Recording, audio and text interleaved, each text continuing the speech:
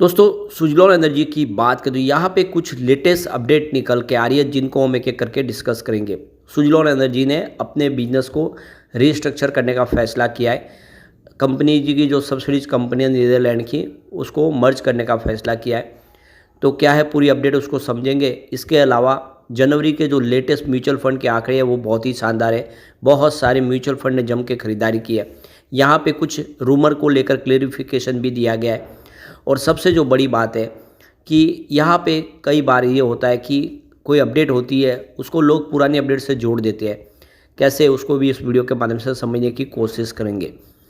यहाँ पे सबसे बड़ी बात है कि चेन्नई के अंदर नया रिन्यूएबल एनर्जी एक्सपो होने जा रहा है जिसके अंदर सभी के लोग सब मिलेंगे, जिसमें मैन्युफैक्चरर से लेकर रिटेलर होलसेलर सबका एक बड़ा एक्सपो होने जा रहा है, जहाँ से कुछ बड़ी संभावना सुजलॉन के लिए भी दिखाई दे रही है। उसको समझेंगे इस वीडियो के माध्यम से।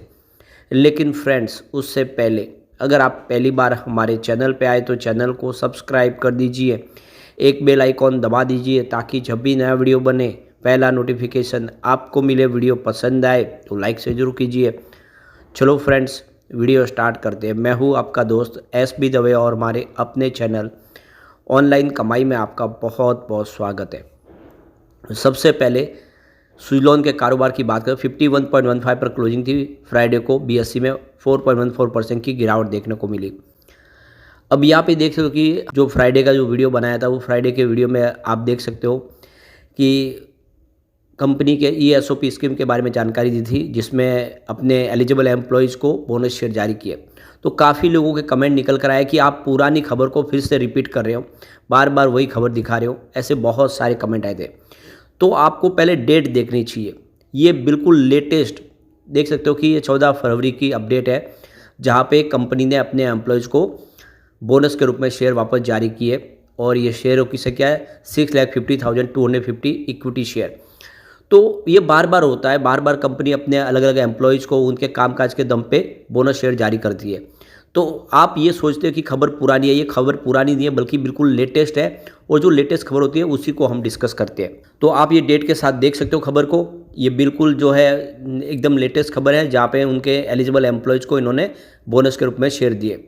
एक और जो बड़ी अपडेट निकल के आ रही है 14 फरवरी को, ये देख सकते हो फ्राइडे के दिन यहाँ पे प्राइज मूवमेंट हुआ है। जो उसमें देखिए मटेरियल प्राइज मूवमेंट देखने को मिला MPM।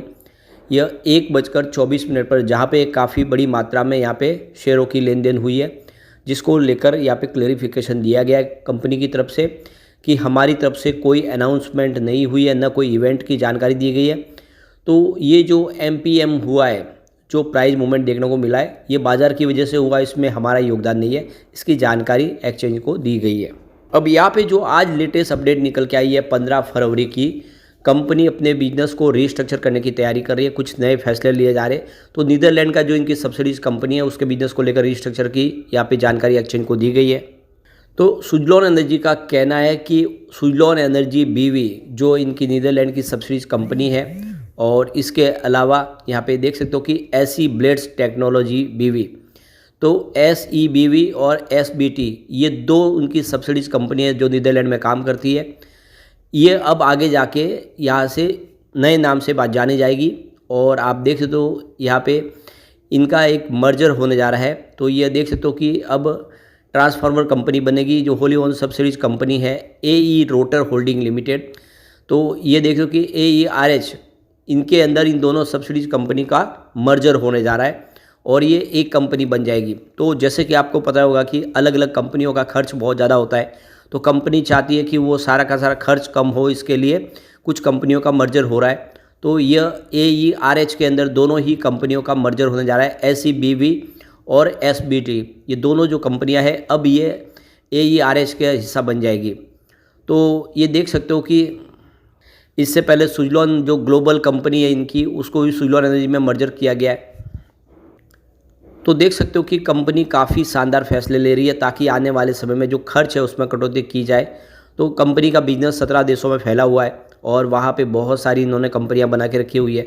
अब वो धीरे धीरे उन कंपनियों को समेट के और उनका कारोबार एक के साथ दूसरे को मर्ज करके उसमें खर्च को कम करने की कोशिश की जा रही है। इस समय वो भी इंडिया के बाज़ार में बहुत ज़्यादा फोकस कर रहे हैं। उन्होंने अपना गोल देख लिया है कि यहाँ पे इंडिया के अंदर सरकार का पूरा सपोर्ट मिल रहा है। यहाँ पे इनके पास अच्छे खासे क्लाइंट भी है। ऐसे में वो इंडिया के बाज़ार में ही ज़्यादा फोकस कर रहे हैं। जैसे कि विश्व के काफ़ी देशों में बहुत सारी प्रॉब्लम है।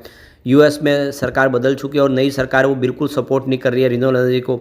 ऐसे में वहाँ पे बिजनेस करने की बजाय इंडिया के बाज़ार में बिजनेस करना काफ़ी आसान दिखाई दे रहा है। तो यहाँ पे अगर कंपनियों की बात करें, इनके नेटवर्थ की बात करें, तो SEBV जो कंपनी है, स्टेप डाउन इनकी जो सब्सिडीज कंपनी है, उसका 0.10 करोड़ का नेटवर्थ है। और SBT की बात करें तो इसका 28.55 करोड़ का नेटवर्थ है और ये निगेटिव नेटवर्थ है, आप देख सकते हो। इसके अलावा AERH इसका 174.65 करोड़ का नेटवर्थ है। और यहाँ पे अगर आप देखें तो ग्रॉस टोटल इनकम देखें कंपनी की, तो यहाँ पे 6.78 करोड़ के आसपास है।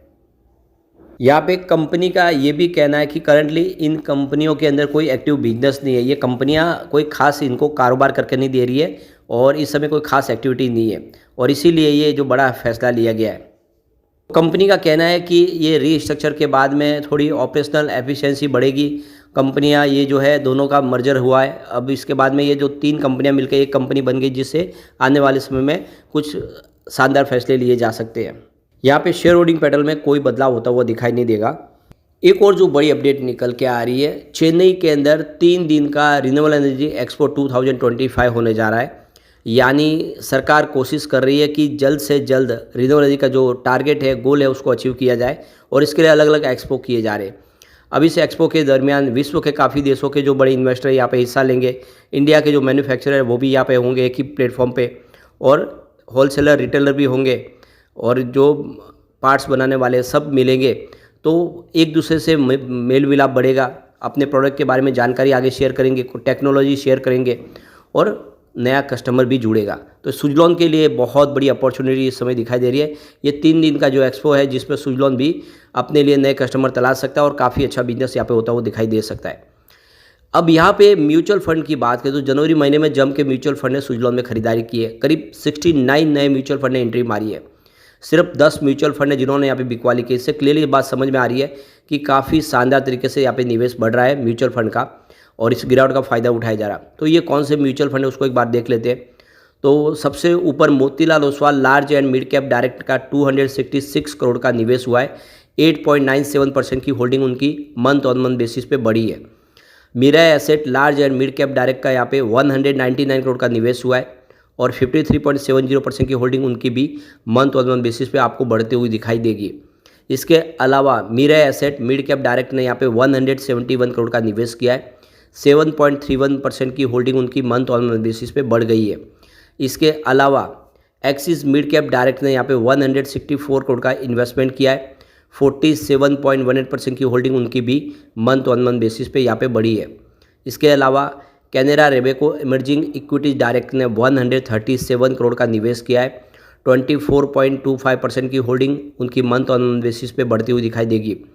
इसके अलावा एक्सिस ग्रोथ अपॉर्चुनिटीज़ डायरेक्ट ने 151 करोड़ का इन्वेस्टमेंट किया है। 19.75% की उनकी होल्डिंग भी मंथ ऑन मंथ बेसिस पे बढ़ी है। इसके अलावा Motilal Oswal ELSS tax saver direct ने 140 करोड़ का निवेश किया है। उनकी होल्डिंग में कोई बदलाव नहीं हुआ है। इसके अलावा इन्वेस्को इंडिया फोकस फंड ने 138 करोड़ का निवेश किया है। यहाँ पे होल्डिंग में 6.09% की मंथ ऑन मंथ बेसिस पे वृद्धि होती हुई दिखाई देगी। इसके अलावा इन्वेस्को इंडिया कॉन्ट्रा डायरेक्ट ने 131 करोड़ का निवेश किया है। उनकी होल्डिंग में भी कोई बदलाव नहीं हुआ है। HSBC मिड कैप डायरेक्ट ने यहाँ पे 118 करोड़ का निवेश किया है। 71.12% की holding month on month basis पे घटी है। तो सिर्फ एक HSBC है जिन्होंने अपना इन्वेस्टमेंट कम किया, बाकी किसी भी म्यूचुअल फंड ने यहाँ पे होल्डिंग घटाई नहीं, बल्कि लगातार सबकी होल्डिंग बढ़ी है। ये बहुत बड़ा शुभ संकेत है। जो इस गिरावट का पूरा फायदा म्यूचुअल फंड उड़ा रहे, आने वाले समय ये कुछ बेहतर करता हुआ दिखाई दे सकता है। लेकिन फ्रेंड्स, कोई भी इन्वेस्टमेंट करने से पहले अपने फाइनेंशियल एडवाइजर से एडवाइस ले ले या अपना खुद का रिसर्च करें, क्योंकि मैंने वीडियो आपके एजुकेशनल पर्पज़ के लिए ही बनाए। वीडियो पसंद आए तो लाइक से जरूर कीजिए और चैनल को सब्सक्राइब कर दीजिए। Thank you friends.